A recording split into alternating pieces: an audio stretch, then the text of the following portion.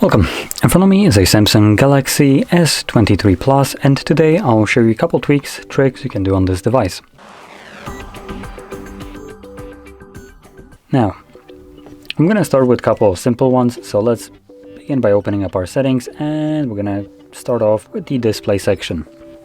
Now in here, we have a couple ones that I want to showcase. So number one, we have light and dark mode. You actually do have an option to select this while you're setting up your device, but once you have selected it, you can find it in here. One thing that you didn't have while selecting this throughout the setup process is the dark mode settings. And in here, you can select it to turn on as schedule. And you have sunset to sunrise or custom schedule. Choose whichever one you want. Both of these are, in my opinion, a very good option because during the daylight, you can have it set to light mode like it is right now. And when it gets dark, it will switch automatically to dark mode, giving you, well, or at least not giving you a flashbang when you want to check your phone during night. Now moving back here to the display section, I can move a little bit lower and we'll have the motion smoothness. This will just simply define the refresh rate of the display. Now it is set by default actually to adaptive, and they did remove the 120 as a stock one, so I think that's pretty okay, I would say. And adaptive will be probably the best option for majority of the people, but I still wanted to include this for some people that just want to have the I would assume the best battery life. So standard will reduce the refresh rate of the display to only 60 Hertz, and it will not go any higher. While 120 runs at 120, but it doesn't when it doesn't need to, it will drop it down a little bit lower.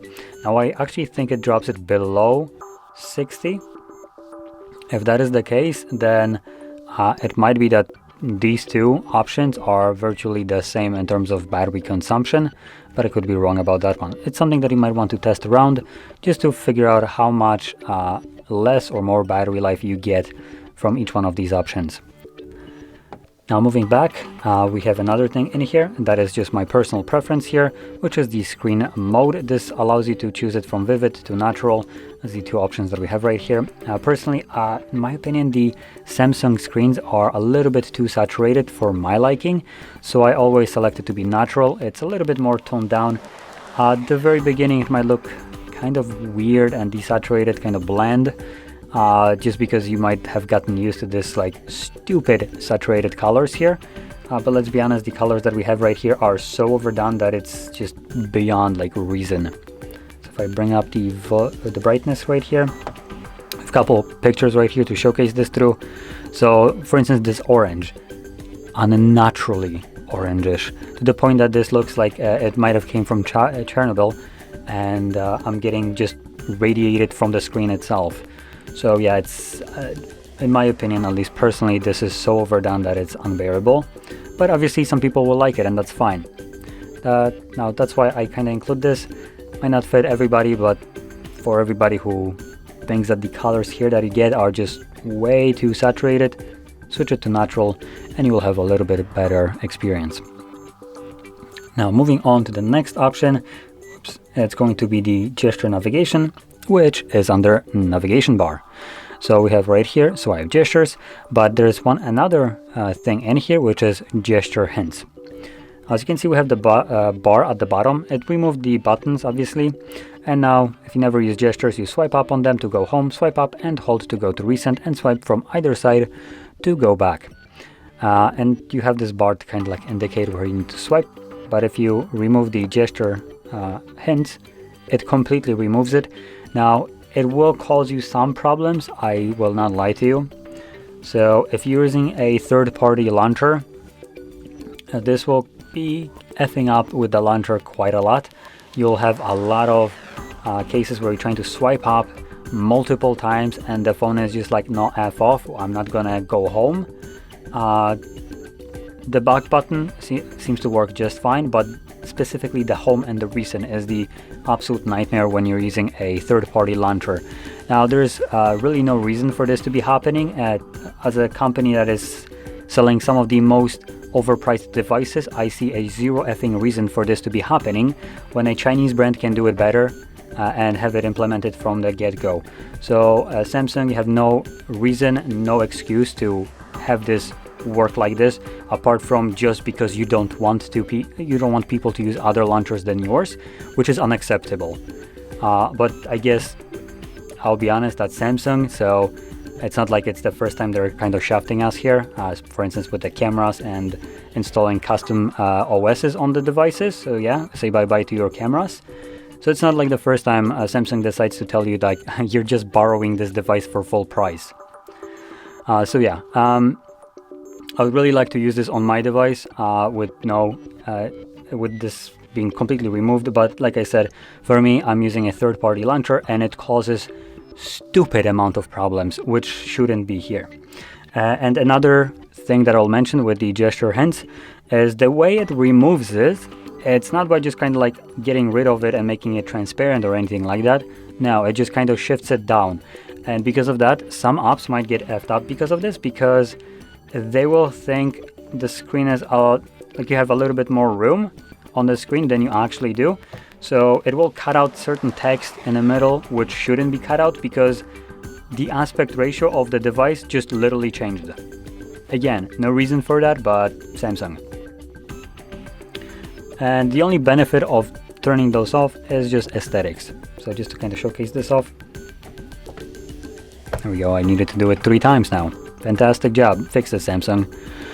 So yeah, the only benefit is that you have a cleaner look without this bar at the bottom, and that's honestly the only reason you might want to enable this, or technically disable in this case.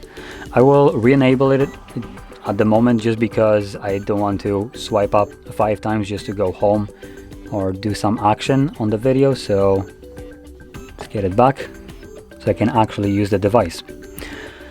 So moving on to the next option, I think it's still in here, which is the full screen display.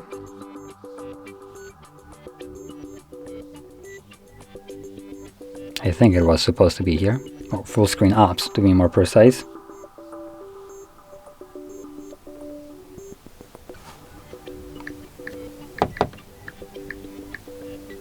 Yeah, it was on the display, I just couldn't see it. There we go, full screen apps. Now right now I have 0 applications installed, as you can see, so it shows me no options right here, but once you start installing apps, you might want to utilize this option. Now, just to give you an example what this option is actually for, so recently I enabled this specifically for GeForce Now. So if you ever used GeForce Now as a cloud gaming, with the app like not being added into the full screen apps, it will basically cut it out at a status bar, so it makes a grayish bar where your status bar is, and also sometimes cuts out right here at the bottom where you have navigation buttons. When you add the app to full screen apps, it just kind of takes advantage of the entire display, removing the status bar and giving you this wider field of view in cloud gaming, as an example, for any kind of game, which is obviously beneficial. You will be seeing this kind of like cut out from the camera, but that's the only downside. I think it's a well worth it trade-off to have a more of the screen taken by the content that you want to view. So yeah. Now I'll be honest, at the moment that's the only app that I have been using the full screen app option for, and the only app that I found that actually brings me any kind of advantage. Obviously it just makes it so when you open up applications, it removes the status bar or probably shifts it up, and the content will then be visible in what you previously would consider a status bar. Now moving on to the next option, it's going to be the, as Samsung calls it, side key. Now I personally despise this, and if you're the same kind of person that just hates the all of a sudden switch from power button to side key, even though we have more than one side key, because volume buttons are also on the side, so why didn't you call it side plus, side minus, or something like that? So yeah, it's one of those things that just bugs me, so I prefer to revert it back to the original. I do use power button more frequently than I use the assistant on here. So for me, it is an absolutely useless change that shouldn't have been, at least for me, changed at all. I would prefer to have it by default how it was, without Samsung trying to cram down my throat their voice assistant, which I don't care whatsoever for. So if you want to remove this from the power button and actually get back the typical power button functionality, all you need to do is navigate to advanced features, because apparently power button is an advanced feature. Select side key and then simply change it right here from Wake Bixby to power off menu, and now you can hold it and voila, we actually have our power menu back. Great. Apparently that's an advanced feature. Go figure. Anyway, sarcasm aside, let's move on to Game Launcher, which is also in here in advanced features. Again, if you use things like cloud streaming, so not only GeForce Now, obviously there's there's several other ones like xCloud from Microsoft or PlayStation. They might not be as good in terms of just usability, but they all will basically affect the device the same way. So cloud gaming is still considered a game for some reason, even though it basically uses no resources, no GPU resources whatsoever. So you will have that annoying overlay sometimes for it. And if you just don't like it, don't care for the game launcher whatsoever, because it might be completely useless to you and just shows up sometimes, I'll go that off in here and boom, you're done. Now, next thing will be the motion and gestures, which also should be in here, I believe. Yeah, there we go, motion and gestures. Now, even though it says gestures, it does not include gesture navigation for some reason. That's under display. But yeah, in here we have a couple things. Now, if you don't like some of them, because a lot of them are enabled by default, you can turn them off in here. So one of them is things like left to wake. Now that is turned off by default, so you can turn it on if you like that option. Double tap to turn on the screen. Double tap to turn on... Am I having a stroke here? Oh, it's the same option twice.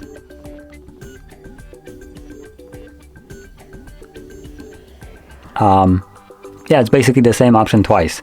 It adds a little bit of wording below that, but in general it's the same option, and I don't really see how that works differently. So anyway, I'm just gonna miss that right now. Then we have keep screen on while viewing. This is actually something that has been literally ripped off from, I believe it's Motorola, or yeah, I think it's Motorola actually. So they have the same option where it uses the front-facing camera to see if you're looking at the display, and this overrides the sleep time for the screen. So typically it's something like 10 or 15 seconds. So when you're not touching your display and nothing is playing on it as a video or something like that, then the screen will do this and then turn off. But if you enable this function, it will use front-facing camera to see your face. If it detects a face, it keeps it on as long as it thinks that you're looking at it. The moment you stop looking at it, it then starts again the countdown of like 10-15 seconds and turns off the screen. Obviously we have a couple additional ones, so go through them, enable them if you want them, turn them off if you don't. For the most part, like I said, they're all mostly turned on, so you might want to turn some of them off. And last thing that I wanted to go into is the haptic feedback.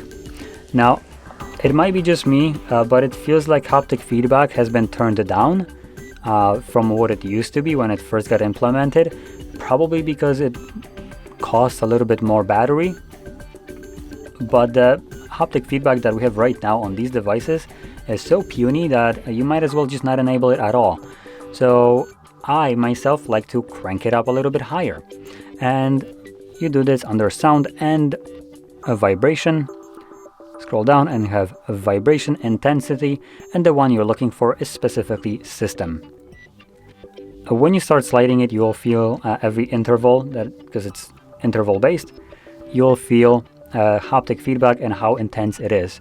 Personally, I like it on the second last, and it gives you a decent haptic feedback when you're, for instance, typing. It makes it much nicer, at least that's my personal opinion, preference. So yeah, I recommend checking that out, see which one works for you. But generally, I believe that the one that is by default, which is I think at this point, is just right now just kind of lame. So there is a couple things that Samsung does that they use to their advantage to kind of like upsell their devices, which in itself is a little bit scummy. And just to kind of give you an example, S23 Ultra has a higher resolution, but without going into the settings and changing it, you're not getting that higher resolution. We might have a nice haptic feedback motor in here that we get to pay, but by default, because it consumes more battery, it's turned down. So yeah, we have a couple things like that. Obviously we have ads in Samsung store and stuff like that, so that's also annoying, unless they finally removed it. But yeah, I digress. So I highly recommend changing the haptic feedback. Higher, it feels much nicer, much more responsive. When specifically you're typing some text, it just feels like you're pressing a button, so that's really nice. And with this being said, this would conclude all the tweaks and tricks that I want to share with you. So if you found this very helpful, don't forget to hit like, subscribe, and thanks for watching.